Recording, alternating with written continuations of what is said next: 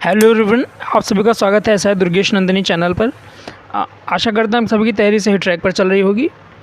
UP PET जहाँ तक है कि अक्टूबर के मंथ के लास्ट में या फिर नवंबर के स्टार्टिंग में होने के काफ़ी ज़्यादा चांसेस हैं। तो आज हम उसी के लिए इकोनॉमिक सेक्शन को हम एक बार तेज़ी से कवर करना चाहेंगे।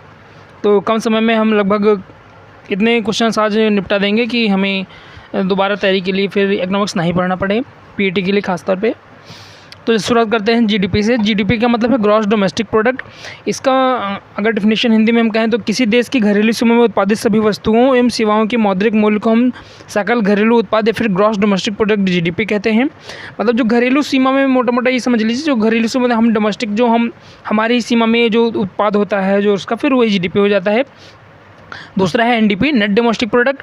उत्पादन के दौरान एक वर्ष की अवधि में निवेश खर्च, जैसे मशीन के खर्चा हो गया, उपकरण हो गए, जैसे किसी फैक्ट्री को बनाने में जो पैसा लग गया, ट्रैक्टर खरीदने में जो लग गया एग्जांपल के लिए, आधे हाथ जो डिप्रिसिएशन हो गया, इन सब की जो मिलाकर जो तो मतलब एनडीपी मतलब हो जाता है ना net domestic product, GDP minus depreciation. मतलब जितने से हमें डिप्रिसिएशन मतलब नुकसान, तो जीडीपी में जितना हम नुकसान जोड़ दें, मतलब जैसे कि कुछ मशीन खरीदने पे या फिर कुछ मरम्मत में या फिर ऐसा कुछ लग गया तो उसे नेट डोमेस्टिक प्रोडक्ट लगेंगे।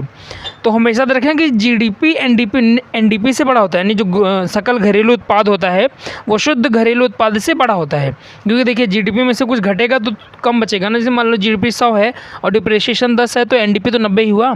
तो याद रखेंगे, कभी भी डायरेक्ट क्वेश्चन पूछ लेता है कि जीडीपी बड़ा है एनडीपी बड़ा है, तो जीडीपी बड़ा होता है, याद रखेंगे।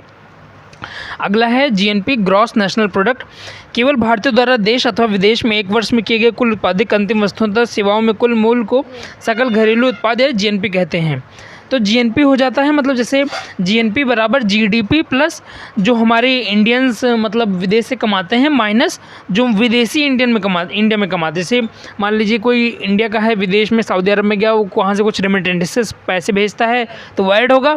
और जो मतलब जैसे किसी फॉरेनर्स, जैसे कि नेपाली आपने देखा होगा कि कुछ मतलब सामान वगैरह बेचने आते हैं अक्सर, यहाँ बॉर्डर है, तो फिर उनका माइनस कर देते हैं। तो जीएनपी बराबर GDP plus X minus M होता है इसका फार्मूला, जो कि एक्स हो जाता है जो हम लोगों ने मतलब जो हमारे नागरिक विदेश से भेज रहे हैं, और माइनस एम यानी जो विदेशी भारत में आकर जो पैसे कमा रहे हैं। अगला है नेट नेशनल प्रोडक्ट। ये होता है जीएनपी माइनस डिप्रिसिएशन, एनएनपी, यानी कि जीएनपी में से डिप्रिसिएशन ग्रॉस नेशनल प्रोडक्ट से जो डिप्रिसिएशन घटा देते हैं तो हमें नेट नेशनल प्रोडक्ट मिल जाता है। तो साथ साथ में नोट करते भी चलिएगा, एक बार को फार्मूला नोट कर लेंगे और डिफिनीशन नोट कर लेंगे। पर कैपिटा इनकम यानी प्रति व्यक्ति आय, राष्ट्रीय आय को राष्ट्र की जनसंख्या से डिवाइड करने पर जो आता है, मतलब राष्ट्रीय मतलब इमेजिन कर लेते हैं कि हम मतलब इमेजिन क्या मतलब वो डेटा रहता है तो उतना देख लेते हैं कि हाँ इंडिया की इनकम इतनी है और डिवाइड करते हैं टोटल पॉपुलेशन से। वही मतलब है कि घर भर में मान लीजिए अगर 5 लोग हैं और सब मिलके हम महीने में 1000 कमा रहे हैं तो प्रति व्यक्ति आय क्या हो जाएगा, 1000/5 बराबर 200 रुपये प्रति व्यक्ति आय हो जाएगी। ये मैं एग्जाम्पल दे रहा हूँ आप सभी को। उसके बाद नेक्स्ट पेज पर आ जाएंगे बजट के बारे में। तो ऐसे बजट वो हम लोग कह देते हैं, लेकिन बजट जैसा शब्द हमें उसमें नहीं मिलेगा, कॉन्स्टिट्यूशन में बजट का मेंशन नहीं है। उसकी जगह एनुअल फाइनेंशियल स्टेटमेंट ये हम नॉर्मली बजट कह देते हैं, लेकिन बजट ना होके एनुअल फाइनेंशियल स्टेटमेंट है, ये आर्टिकल 112 में है। ये चीज़ें इंपॉर्टेंट हैं, इनको विशेष तौर पे हाईलाइट पेन से नोट कीजिएगा क्योंकि पूछे ज़रूर जाएंगे। मनी बिल पूछ लेगा किस आर्टिकल में उल्लेख है और कुछ ज़्यादा नहीं पूछा जाएगा। तो ये आर्टिकल 110 में मनी बिल का उल्लेख है। और ये मनी बिल सबसे महत्वपूर्ण चीज़ ये है कि लोकसभा में प्रस्तुत होता है। जैसे जानते ही होंगे लोकसभा है, राज्यसभा है। लोकसभा चुनी जो हम डायरेक्ट चुनते हैं, जैसे सांसद वो जाते हैं, राज्यसभा में इनडायरेक्टली स्टेट के रिप्रेजेंटेटिव्स जाते हैं। तो ये लोकसभा में पेश होता है और ये लोकसभा का स्पीकर निर्णय लेता है कि विधेयक मनी बिल है या नहीं। तो 3 क्वेश्चन बने। आर्टिकल 110 में मनी बिल के बारे में मेंशन है, केवल ये लोकसभा में ही पेश किया जा सकता है और ये लोकसभा का स्पीकर डिसाइड करता है। तो बच्चे कंफ्यूज आते हैं, प्रेसिडेंट पे टिक मार देते हैं, लेकिन ऐसा नहीं है। तो कोई मतलब बिल मनी बिल है या नहीं ये डिसाइड कौन करेगा, तो ये स्पीकर डिसाइड करता है, लोकसभा स्पीकर। फाइनेंस बिल का मेंशन आर्टिकल 117 में है, इंपॉर्टेंट है, नोट कर लेंगे। रेल बजट के बारे में नोट कर लेंगे। तो रेल बजट ये आम बजट से 1924 में अलग किया गया था एकवर्थ कमेटी की सिफारिश पर। तो किस कमेटी की सिफारिश पर? एकवर्थ कमेटी की सिफारिश पर 1924 में रेल बजट आम बजट से अलग किया गया था। और 2016 से ये 2016 में अंतिम बार ये अलग अलग प्रस्तुत हुआ। जैसे पहले अगर आपने पहले कभी ध्यान दिया होगा, पुराने यूट्यूब पे वीडियो देखेंगे तो देखेंगे आम बजट अलग आता था, रेल बजट अलग आता था 2016 तक। लेकिन 2017 से आम बजट में ही रेल बजट पेश करते हैं ये, और ये ऐसा हुआ था विवेक देवराय समिति की सिफारिश पर। इंपॉर्टेंट है, काफ़ी बार पूछा जा चुका है। नीचे देख लेंगे, भारत का पहला बजट जेम्स विल्सन ने पेश किया था सन 1860 में। स्वतंत्र भारत का पहला बजट 1947 में ये पेश किया था आर.के. शनमुखम शेट्टी ने। और रिपब्लिक इंडिया का पहला बजट जॉन मथाई ने पेश किया था। तो दोनों अलग अलग चीज़ें हैं। आज़ाद भारत का पहला बजट आर.के. शनमुखम शेट्टी 1947 में, और 1950 में रिपब्लिक इंडिया का पहला बजट जॉन मथाई ने। तो दोनों याद रखेंगे। आगे आ जाएंगे, पंचवर्षीय योजना देख लेंगे। योजना आयोग का गठन 15 मार्च 1950 को हुआ था। डेट याद करनी है, इंपॉर्टेंट है। राष्ट्रीय विकास परिषद गठन, नेशनल डेवलपमेंट काउंसिल से इंग्लिश में कहते हैं, इसका गठन 6 अगस्त 1952 को हुआ था। डेट बहुत इंपॉर्टेंट है। और नीति आयोग जिसका गठन 1 जनवरी 2015 को हुआ था। तीनों आयोग बहुत इंपॉर्टेंट है, तीनों की डेट बहुत इंपॉर्टेंट है, याद रखेंगे। इसके बाद 5 ईयर प्लान्स हैं। तो 5 ईयर प्लान्स इसमें एक बार जल्दी देख लेते हैं। फर्स्ट 5 ईयर प्लान 1 अप्रैल 1951 से 1956 के बीच में आया था। इसका मॉडल बेस्ड था, हैरोल्ड डोमर मॉडल बेस्ड था। इसमें कृषि, क्योंकि आज़ादी की बात पहला था तो हमने कृषि पे काफ़ी जोर दिया था। दूसरा मॉडल 1956 से 1961 के लिए था, पीसी महालनोबिस जी ने मॉडल दिया था। इसमें इस बार इंडस्ट्री पे यानी औद्योगिक विकास पे जोर दिया गया था। और फिर ऐसे देख लेंगे, फिर क्योंकि सब ना पढ़ें कि पहला दूसरा ज़्यादा महत्वपूर्ण है, और बाकी में जो इंपॉर्टेंट हो बता देता हूँ। प्लान हॉलीडे 1966 से 1969 के बीच में प्लान हॉलीडे आया था।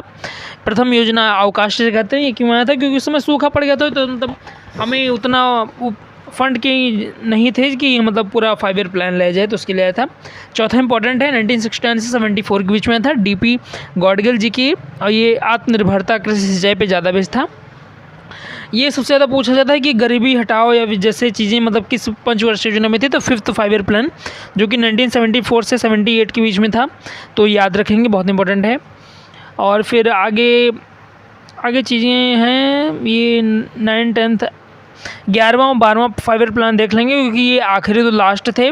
11वां था 2007 से 2012 के बीच में, इसकी वो था प्राथमिकता तीव्रतम समावेशी विकास पे।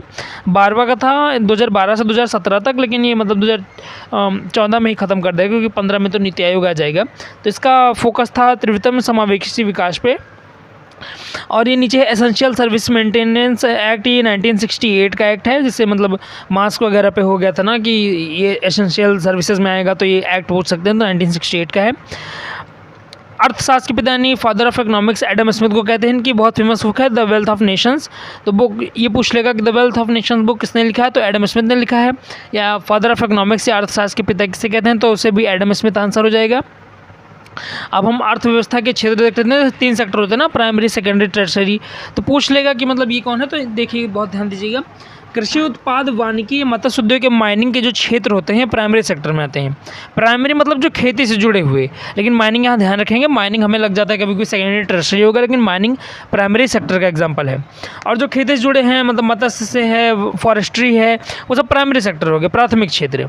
मतलब एक सकते हैं ग्रामीण से ज़्यादा, मतलब समझाने के लिए कह रहा हूँ, ग्रामीण से ज़्यादा थोड़ा रिलेटेड होते हैं। सेकेंडरी सेक्टर ये प्राइमरी क्षेत्र पर डिपेंड करते हैं, और मतलब फैक्ट्री वगैरह जैसे होगी, उद्योग, कपड़ा निर्माण, विद्युत, इसे इलेक्ट्रिसिटी, ये सब सेकेंडरी सेक्टर हो गए। टर्सरी सेक्टर इसे सर्विस सेक्टर भी कहते हैं, तृतीय क्षेत्र, मतलब जो सर्विस देते हैं, जैसे बैंक हो गया, परिवहन हो गया, शिक्षा, संचार क्षेत्र, ये सब। तो अब नीचे जाएंगे, जैसे कि आज़ादी से पहले मतलब जैसे कि विकास कैसा हो, मतलब जैसे कि कौन सी योजनाएं चलेंगे, तो उसके लिए कुछ प्लान आए थे, तो हम पढ़ लेते हैं। बॉम्बे प्लान आया था, बॉम्बे योजना 1940 में पुरुषोत्तम ठाकुरदास टंडन जी के नेतृत्व में आया था। गांधी योजना 1940 में एस.एन. अग्रवाल जी ने पेश किया था। सर्वोदय प्लान ये जयप्रकाश नारायण जेपी 1950 में किया था इन्होंने। और राष्ट्रीय आय की गणना पर पहला प्रयास ये दादा भाई नौरोजी जी ने 1868 में किया था। तो उस समय इन्होंने देश की मतलब जो राष्ट्रीय आय थी वो 20 रुपये निकाली थी, एक फैक्ट है, याद रखेंगे। तो इसी के साथ हम ये लेक्चर समाप्त करेंगे, क्योंकि 8-9 मिनट हो भी गए हैं। तो नेक्स्ट लेक्चर में हम पूरा इकोनॉमिक्स ख़त्म कर देंगे, तो इसको आप लोग नोट कर लेंगे, रिवीजन करेंगे, अपनी तैयारी जारी रखते हैं। और इसी के साथ आप सभी का धन्यवाद। चैनल के साथ जुड़े रहें, लाइक शेयर सब्सक्राइब करें, और यदि कोई क्वेरी होती है तो उसे कमेंट सेक्शन में ज़रूर लिखें, हम पूरा प्रयास करेंगे उसका उत्तर देने का। आप सभी का बहुत बहुत धन्यवाद। Thank you.